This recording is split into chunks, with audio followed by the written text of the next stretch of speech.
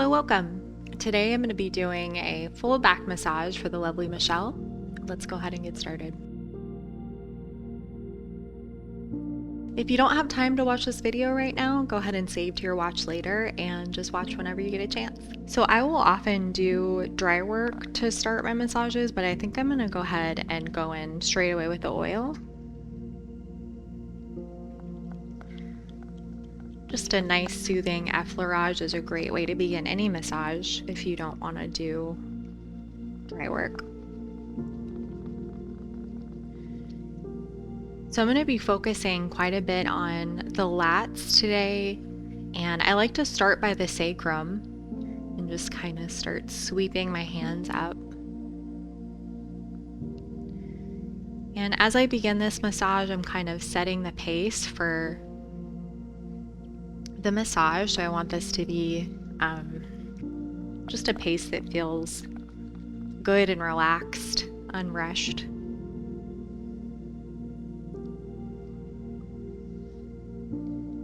And I might have grabbed a little bit too much oil, and just a little trick, if you want to pick up some of that oil, you can just run your forearms down.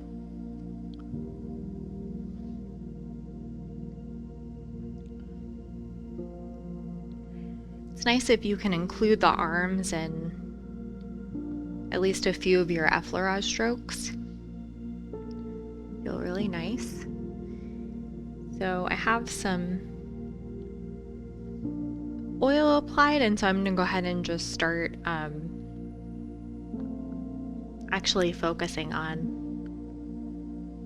the muscles a little bit more. Just running the heels of my hand down these erector spinae, kind of angling my hands in towards the spine, feel a little bit more stable, and running the heels of my hands over that iliac crest, over that pretty thick connective tissue. This is a chance for me to get a pretty good sense of how things feel from right to left, just general areas of tension. In general, when you're doing this pretty basic effleurage stroke, it doesn't feel as satisfying if your movements are short and they stop short of that iliac crest. It feels a lot better if you can run your hands over into the hips a little bit, but you do need to make sure that your client's comfortable with that. In general,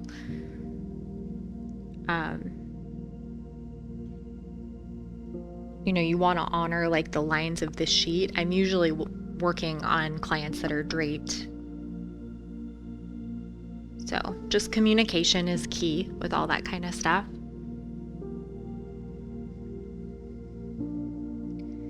And again, with these soft fists, my tools, as I call them, are kind of angled in towards the spine.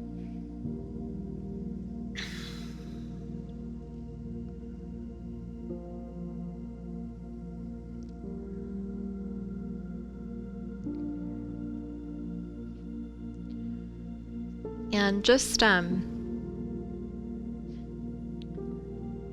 feel really good to weave in and out using different techniques. Just wrapping my arms around that iliac crest, getting into that thick connective tissue, and focusing on helping the lats release a little bit, working closer to that attachment site in the sacrum.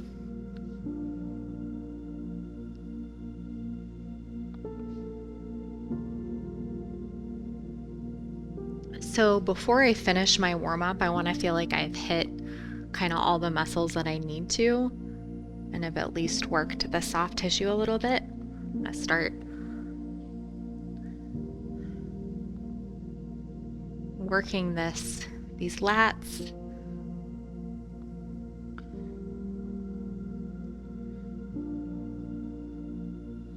So starting to work my way into these lats a little bit more, just working the soft tissue. I am just going to be doing the right side today. If you're doing this at home or for a client, definitely do both sides if you have time.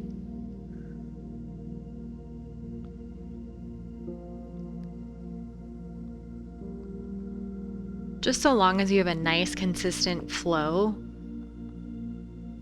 Don't worry about being perfect.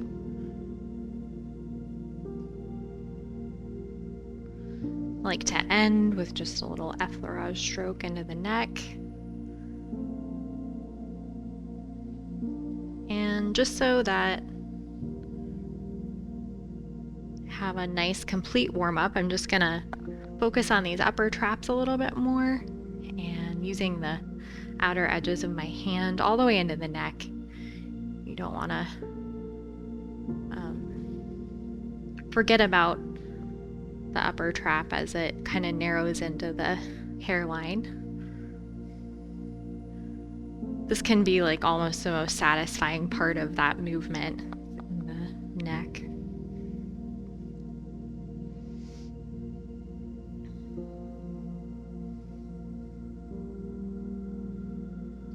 Just gonna do one more nice firm stroke down the erector spinae, kind of covering all my bases before I move on. I'm gonna pause here.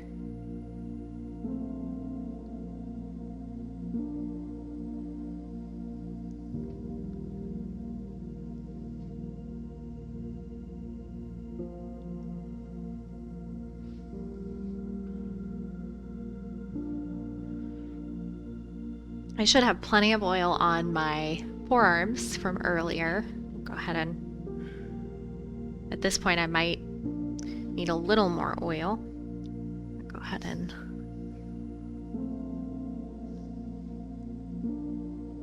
this is a nice way to work on the lats just with both arms. So you do need to be respectful of personal space, but you do need to get a little bit closer to your client, just so long as you're doing the best you can.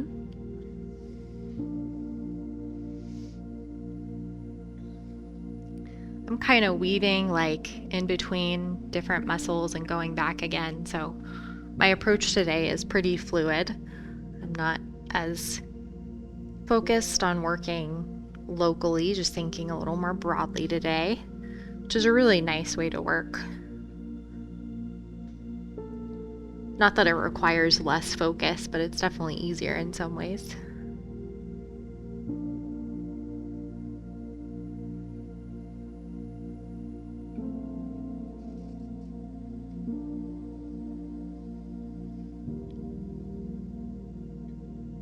Always paying attention to just the person that I'm working on too. Sometimes people with like a short attention span, that have a busy mind, like they enjoy this kind of approach maybe a little better.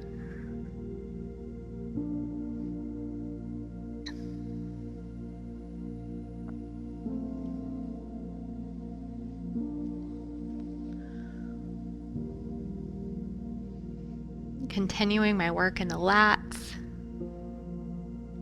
making sure that I'm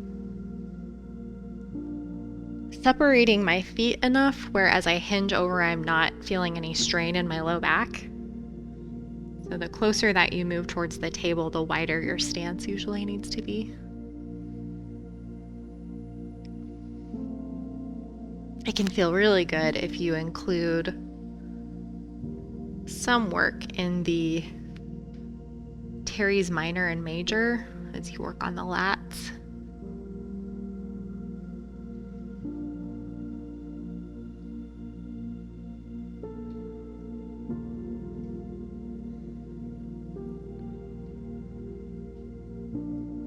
And you do need to be more careful when you're working on a smaller framed person.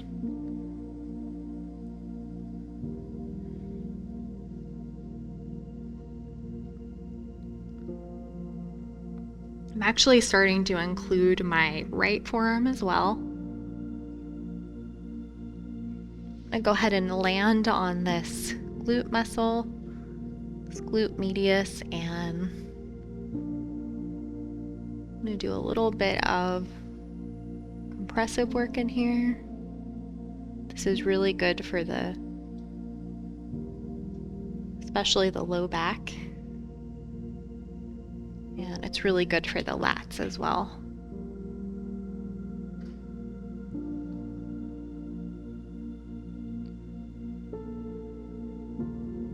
Just, don't forget how much power there is in your elbow. Sometimes there's not as much sensitivity there, so sometimes you forget, how intense it can feel for your client.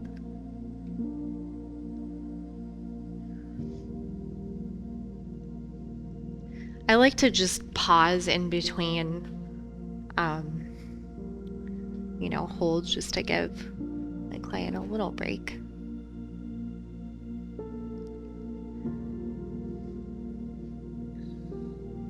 Just staying focused on these lats and bringing that right forearm up.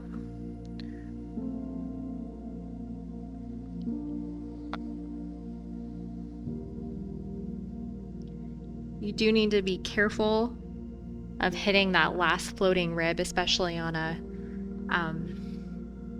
person that doesn't have a whole lot of body fat. That last rib is going to be somewhat exposed.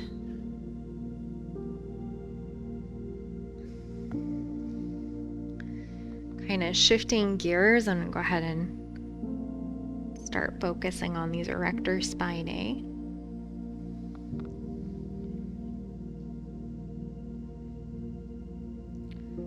This is definitely like a money technique for anybody that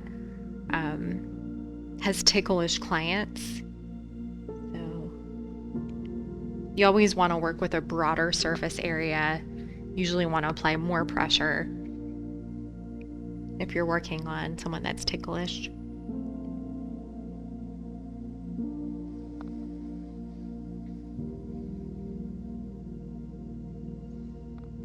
Honestly, if I'm working on a smaller framed woman who is like more bony, I'll usually just use this technique for the erector spinae, but you can also use paired fists. This is a great technique, but it's a little bit harder on smaller framed people.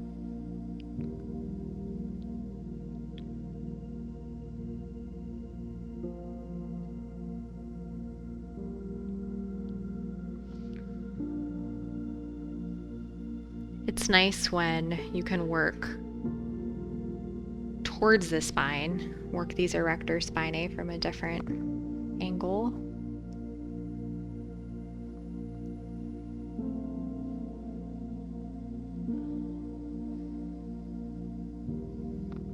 Nothing wrong with just kind of weaving in and out, working from different angles and going back again. So this is kind of not my favorite position for working on the upper trap, so I'm going to go ahead and just move the arm.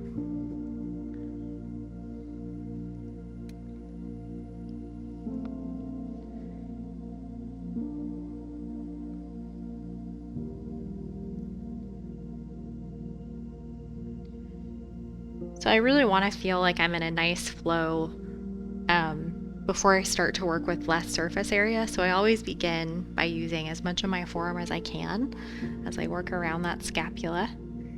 And eventually I'll just start kind of shortening the distance that I'm working with. Start working with more of my elbow.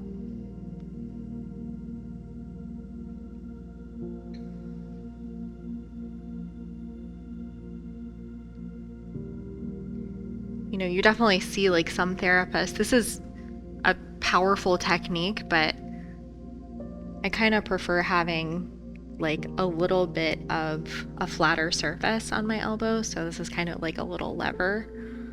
I usually have some type of angle that I'm working with.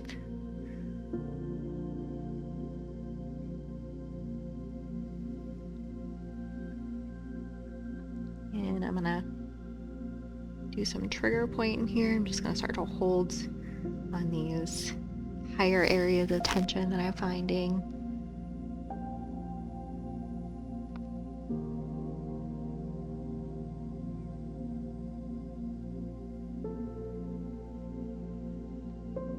And before I forget, I'd like to thank a few of our patrons. I'd like to thank Steve Heskeith, Kyle Brecky, and Jonathan Ashcroft. I hope that I got y'all's name right, and I just want to thank you guys so much for your support.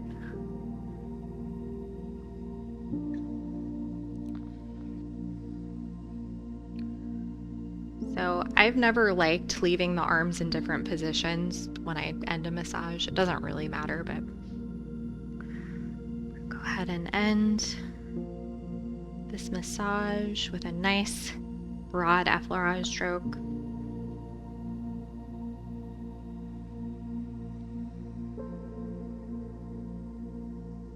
Nice and slow.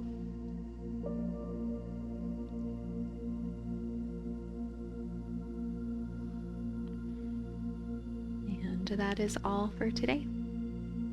Thank you for joining us today. If you enjoyed today's video, you should check out our Patreon page where you'll find some exclusive content. I look forward to seeing you there.